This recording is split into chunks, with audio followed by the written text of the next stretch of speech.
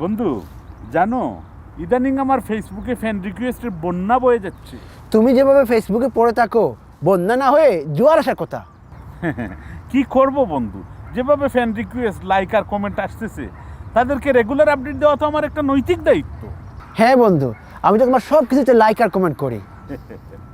সেই দিন যে তোমার মেয়ের ছবি আপলোড করছিলা, তাকে দেখতে একেবারে প্রিন্সেসের মতো লাগছে, আর অনেক লাইক আর কমেন্ট পড়ছে। তুমি শুধু মেয়েরটা দেখলা, আমার বউয়েরটা দেখলা না? বউয়েরটাতে তো আরো বেশি লাইক আর কমেন্ট পড়ছে। বউয়ের ছবিটা দারুণ হয়েছে। তোর বউ কারে কর, ভাবি বল, ভাবি। সরি বন্ধু, বাবির ছবি কিন্তু দারুণ হয়েছে। আসসালামু আলাইকুম। ওয়ালাইকুম আসসালাম। কি ব্যাপার, তোমাদেরকে খুব খুশি খুশি লাগতেছে? কি বিষয় নিয়ে আলাপ করতেছে? এই তো ফেসবুক নিয়ে আলাপ করতেছিলাম। তোমাকে তো ফেসবুকে একেবারেই দেখা যায় না। না, আমি ফেসবুক ব্যবহার করি, কিন্তু সারাদিন পড়ে থাকি না। ভালো কিছু হলে শেয়ার করি। হ্যাঁ, তোমার পোস্টগুলো শিক্ষণীয় ঠিকই আছে, কিন্তু তোমার ব্যক্তিগত বা ফ্যামিলি কোনো কিছু তো শেয়ার করো না। বন্ধু, তুমি যেইভাবে তাসবি টিপতেছো, এইভাবে তো তাসবি করে না। ধের মিয়া, আমি তসবি টিপতেছি নাকি? এই মোবাইল টিপতে টিপতে আমার আঙ্গুলের অভ্যাস হয়ে গেছে এটা। আর তুমি আমার সাথে কোনো কথাই বলবা না। আরে কেন, কি হয়েছে? কেন, কি হয়েছে বন্ধু? না, তোমার সাথে আমার কোনো কথা নাই। আরে দোস্ত, তুমি না বললে আমি বুঝবো কি করে? তুমি আমাকে বলো কি হয়েছে। এ তো রাগ করার তো কোনো কিছু আমি দেখতেছি না। আমার মেয়ের ছবি, আমার বউয়ের ছবি হাজার হাজার মানুষ লাইক দিছে, তুমি একটা লাইক দিলা না। তুমি যে ভাবির ছবিটা ফেসবুকে দিছো, ওইটা আমি দেখছি। আর ওইটাতে তুমি কি খেয়াল করছো যে লোকজন কত আজে বাজে কমেন্ট করছে? আর এইভাবে তো মহিলাদের ছবি ফেসবুকে শেয়ার করাটা ঠিক না।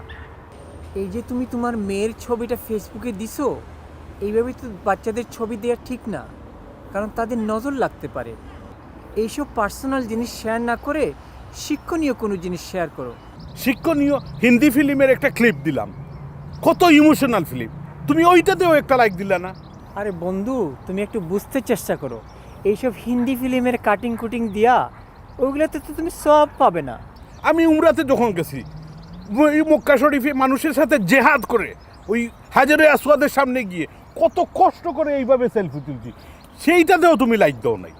এইভাবে মক্কা শরীফে গিয়ে মারামারি আর ধাক্কাধাক্কি করে তুমি তো গুনার কাজ করছো। যে কোনো এবাদত গোপনে করতে হয়, আর যদি তুমি এগুলো প্রকাশ করো তাহলে রিয়া হয়ে যায়। তুমি যদি ফেসবুকে ভালো কোনো কিছু শেয়ার করো তাহলে তোমার সওয়াব হবে, আর এটা যদি তোমার আরও ফ্রেন্ডরা শেয়ার করে, ওইটার সওয়াবও তোমার আমলনামায় আসবে। আর যদি খারাপ কোনো কিছু তুমি শেয়ার করো তাহলে তোমারও গুনাহ হবে, আর তাদেরও গুনাহ হবে যারা শেয়ার করতেছে, এবং তাদের গুনাহটার জন্য তুমিও দায়ী হবে। তো এই জন্য ভালো কোনো কিছু যদি শেয়ার করো তাহলে ওইটা তোমার জন্যও ভালো এবং সবার জন্যও ভালো।